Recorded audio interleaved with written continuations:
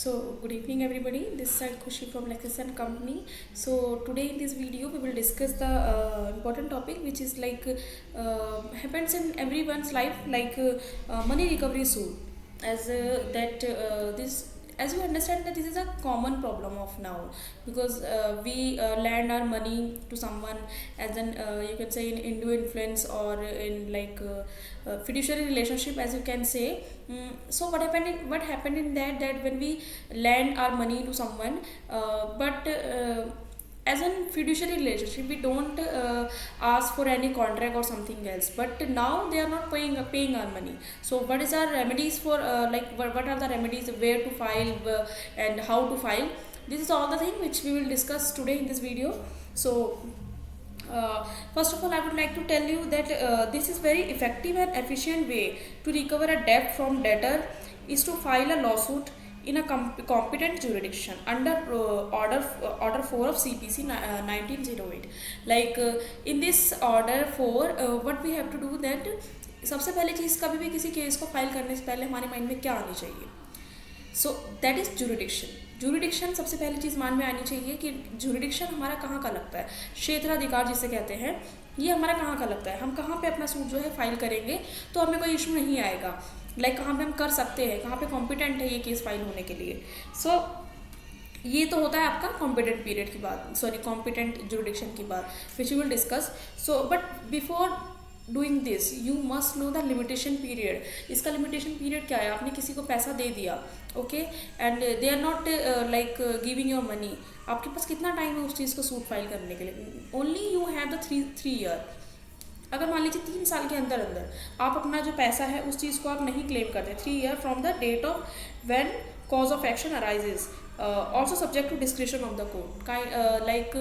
अगर मान लीजिए कभी कभी हो सकता है कि किसी बड़े रीज़न की वजह से 3 साल से ज़्यादा टाइम लग गया आपको, तो उसमें कोर्ट का डिस्क्रिप्शन हो जाता है. बट कोर्ट का डिस्क्रिप्शन 3 साल तक नहीं होता है. 3 साल तक कोर्ट इस चीज़ को अलाउ करेगी अगर आप उसमें सूट फाइल करने के लिए जाते हैं तो. So now we will discuss where to file.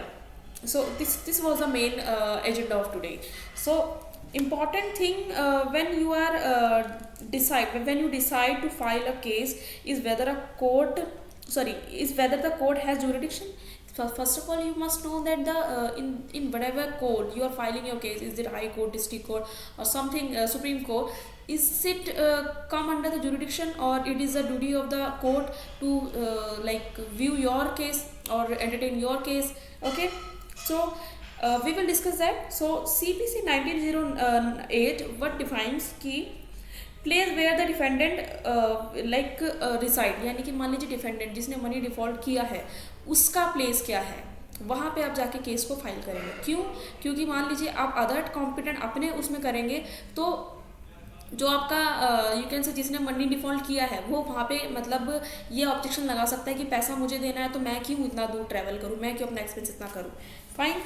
So place where defendant run business or of earning, जिस स्टेट में वो बिजनेस रन कर रहा है अर्निंग के लिए, उस केस में उस जगह पे यानी कि उस स्टेट में आप जाके फाइल कर सकते हैं.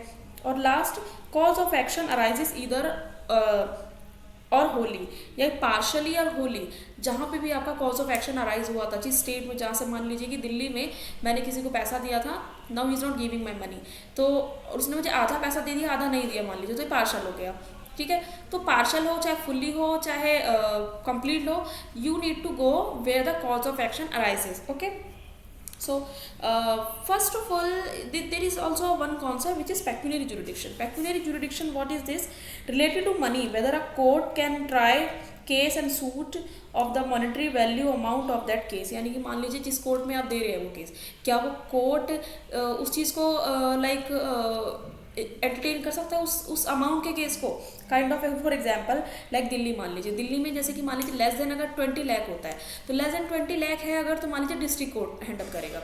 मोर देन 20 लाख है तो वो हाई कोर्ट में चला जाएगा. So this is called the pecuniary jurisdiction. So thank you. So this was the end of this video. Thanks for watching this video. If is there anything which you did not get by me और something else, you can let me know in the comment. I will surely discuss about that also. Thank you so much for watching this video.